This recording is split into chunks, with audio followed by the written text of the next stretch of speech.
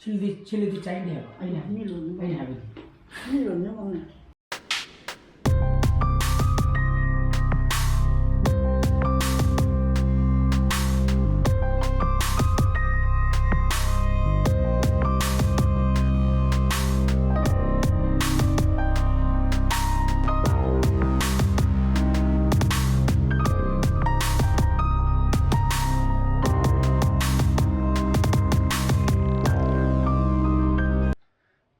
Guys, welcome back to my channel. Ma'am, mga ibigay na kali. Ano pong mga minute. Mga sarkre.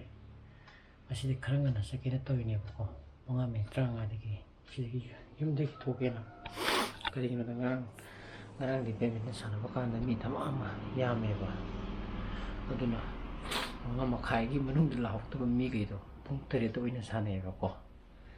Kau bukti pun mga makai dah yahu paging kan sana raga pun tadi terluar raga haleba mga makai jadi je mga makai nang na basa di je hek tu pun sana deba mamang dah kau mama kau mai ahan grup sana ramai madu sana balu luar pun pun teruk kerai help terlu ya pun madu ki next second match tu dah neba second match sana apa panggana apa neba ko sali je hek madu hek pangguk tu pakai anda pun teri ki madu kita tu adugo idi pung tadi thenga bi pung 3 minute tara swa di yum jok to ya de ko san pa ju online class to kuni na ai ki ju class le bi yaw ni na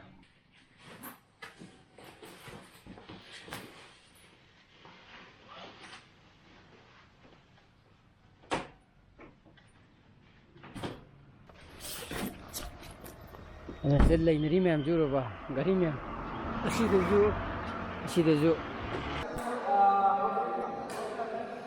aduna second match hogidore mga mi tranga chijina pung turuk ma da loya ne ko game ho ho patang sana ko na third match start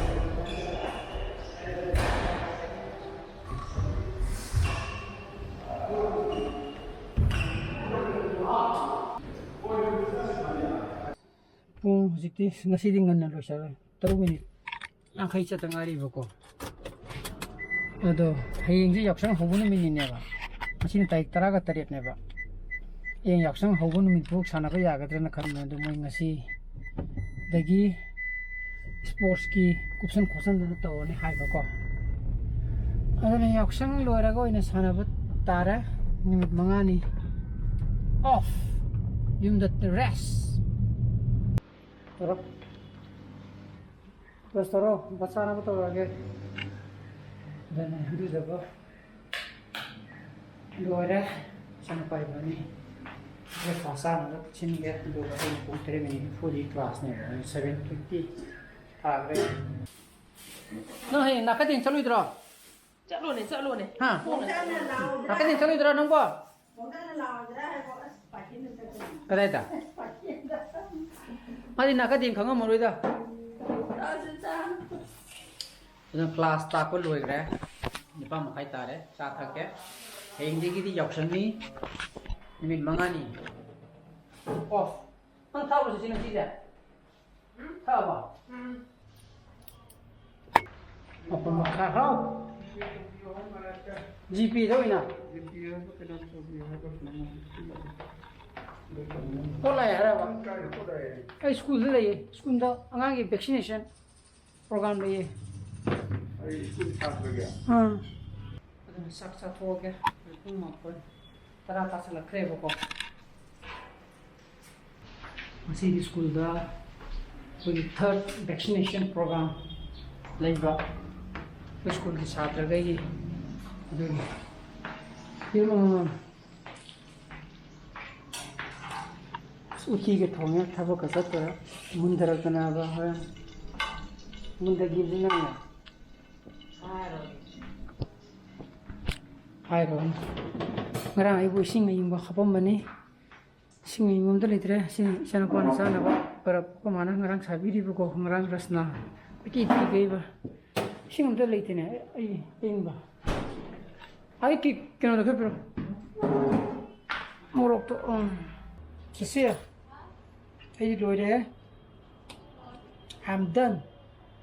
Tadi itu oh ya. Anggur asam betura, Anggur yang bersama. Asam betul. Oh ya, ada orang tu mana betul lera ke? ID yum dah halak ni ye. Nanti lama. Kalau tu. Demi tu kau betul na thira je lah, sah je. Ayah tu mah sop sekat apa kau? Ibu ibu ki, ayah tu mah ki. Kombi yang dari thara ke lagi tang mo Jadi, mula.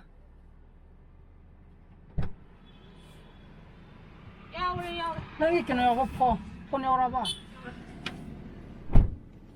Ada mana thada biru ke? Mana thada biru maga ai chat sih. Natra. Saya yang kamu nasi kang leh ramne. Yaudi.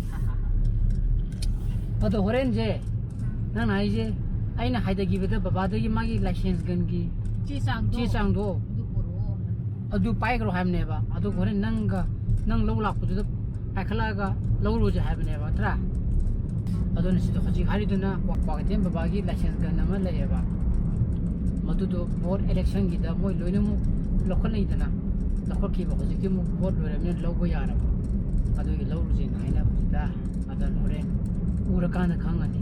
Kamai to gono mo mo do. Ki thara ke ko.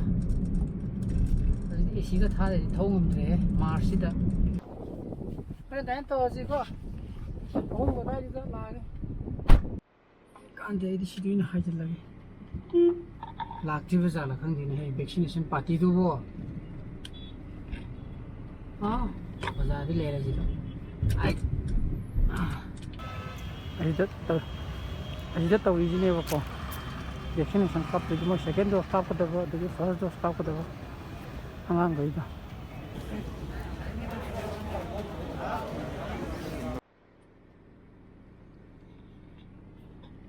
Vaccination program lotion gra kung makai sai mukta bakanda aduna hose ainu pi mai upstigi low basali mak plap haidaraga wagatem dagi ko badagi magi ai license gan gi che chang do lawraga nana plap ai di direct low chapna paraba amo ai mo hanganda thau du sok to bako da magi ini pigi magi matam sum khara ngai boy ai school da matam le ra aduna mayam plan change how means no my license gan low chakani haidana da ini pi thena kanda babado mano ina sat le ra me satlaga ju moidi yam mani na ngasi thiba ngamaroi friend thiraga pau pira gen haire aduna ina ngasai mayam da ulak na bdo ngasi ulak po ngasi gi blog to yara roi ko aduna bani ju yum da direct khala ne ba ai lai gi ako magi shem khar le ro ha to modu lai ra ko han ga ne tadi kwa khati ne wina lai ra jine ko zamanung chang gum je ba gari parking lai ba sa ini option ho ni bo gari de khusin thi ni aji kha ka chin ba jam ke ta nim de yore pung mari ta do re ma le di pung ma fa de mo ko ma gi me ya ye bo sapi yo ga ne ko to na sa ge ko ma gi line ngi ke no hayu nung ju le re pal nung ju sim sa gi chou Sia. Oh, ye leite de nova. Chama yo ni. Kali jang mo makanam ga hape mokong ani ga. Se kem leite de na. Masa ni chang ani ma hapa ne.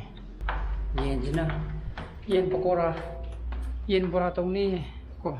Ko magi satra. Mana ba ma tabak lai re na. Ai to ba. To thya. Kadi wen to phi na. Ha? Kare ba? Yang itu oro ya. Good. 그래. 이로만이 이렇게 그나마네. 감기 시대 아니 낭니 기도록 싹 자게 주 와리지고 이엔 불벌을 집에 손지가 떨어가 보라 보고 때문에 먹고 콩주도 뭐라 하고 세라 따오 세라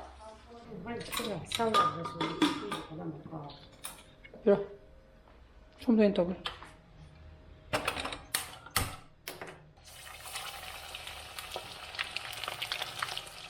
어떤 것좀 싸그라고 sak saat rokan mai murkre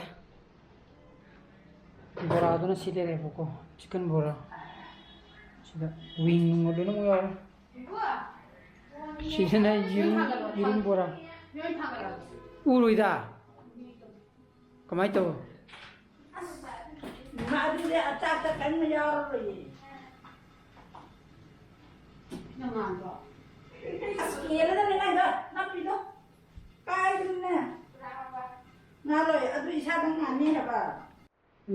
magi ahum mak thalo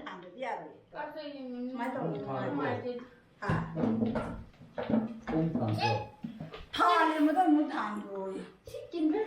야, 너는 뭐 아플래? 세세야 그렇지 그러고 아왕 담만은 파더라 하나 시기 건 엄마는 진짜 짜고. 어이구.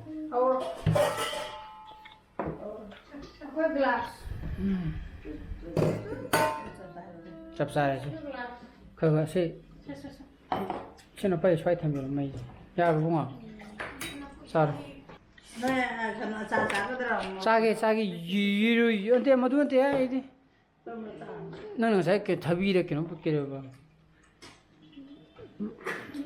그럼 보게 되는 거 답이 나들이 답이가. 세 아이 뭐 야야들이. 아이 야야들이. 다시 이름 지디 뭐 와라 봐 야라 사라지지 너는 싹 섬도 싸게 알아보자 이해가 캔들 라이트 디너 나오지 않다고 그래나 어디는 매양 장어도 빨래 지금 뭐라죠 하오래 저기 좀 뒤하오래 저기 신대버 신부디 짜닝대버 하우자우대버 뭐 시지면 그냥 근데 실내디 하우대야 봐 이거는디 자기고 있나 실내디 짜인대야 아니야 아니야 하거든 밀로는 먹네. 미루면 몰라 누구 신바 밤도 보여야지 저기 보여야지 누구 밤 보이네 그런 거니 anh nàng ấy khăng được ạ ở đây là anh ngasi blog thì mà tay tôi xin ra cái blog chụp một thôi cái đi like to video mo share to video anh em views oi video na subscribe to video mo ko nung kisana po sa video so please be safe and be healthy bye bye good night ciao